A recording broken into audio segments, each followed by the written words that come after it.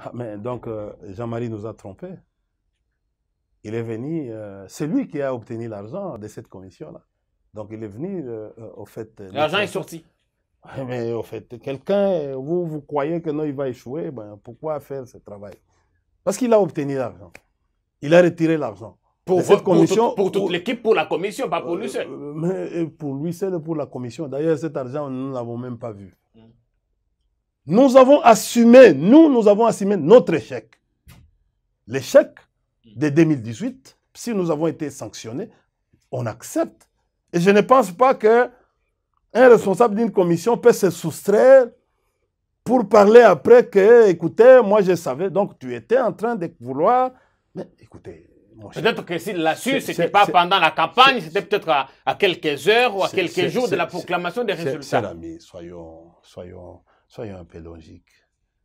Même si on veut faire la politique comme si c'est une affaire d'amis.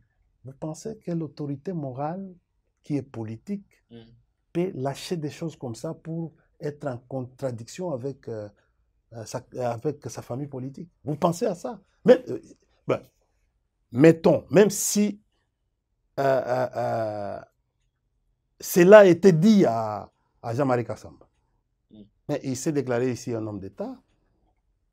Vous voulez lui contester d'ailleurs? Écoutez, il n'a jamais travaillé. Il travaille, il est DG à Télé 50. Oui, ça n'a rien à voir avec l'État. Il a travaillé à l'époque en France, à RFI. Il est employé. Où? Là où il travaille. C'est lui le patron? Non, c'est la chaîne. Il est employé. Employé par qui? Par son chef, son patron. Qui est-ce?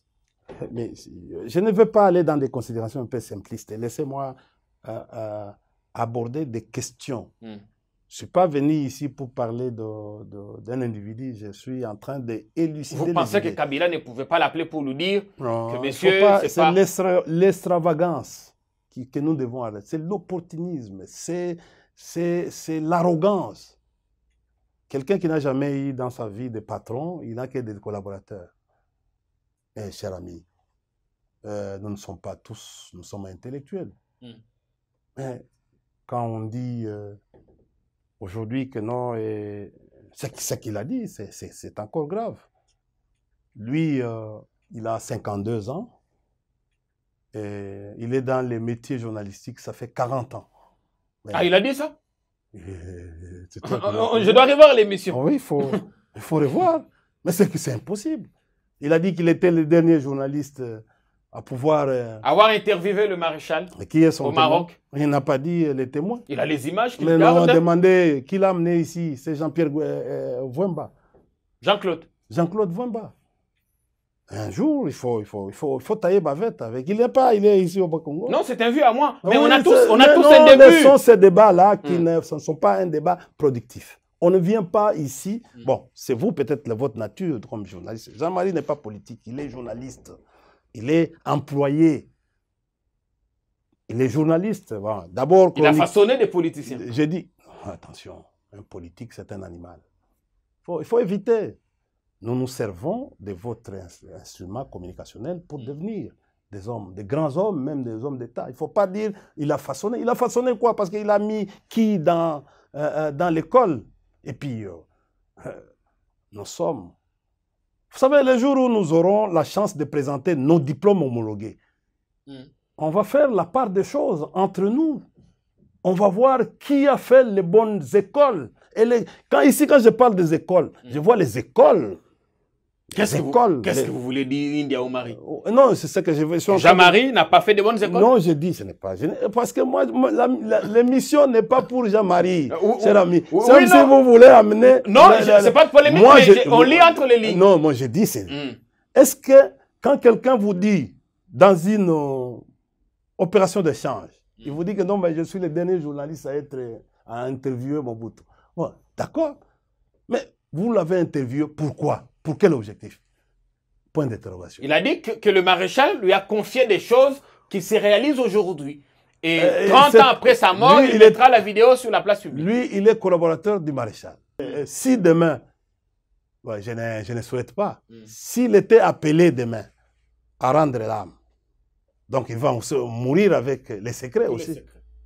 C'est l'histoire de Gizenga où on disait la valise mallette, c'est pas diplomatique, tout ça.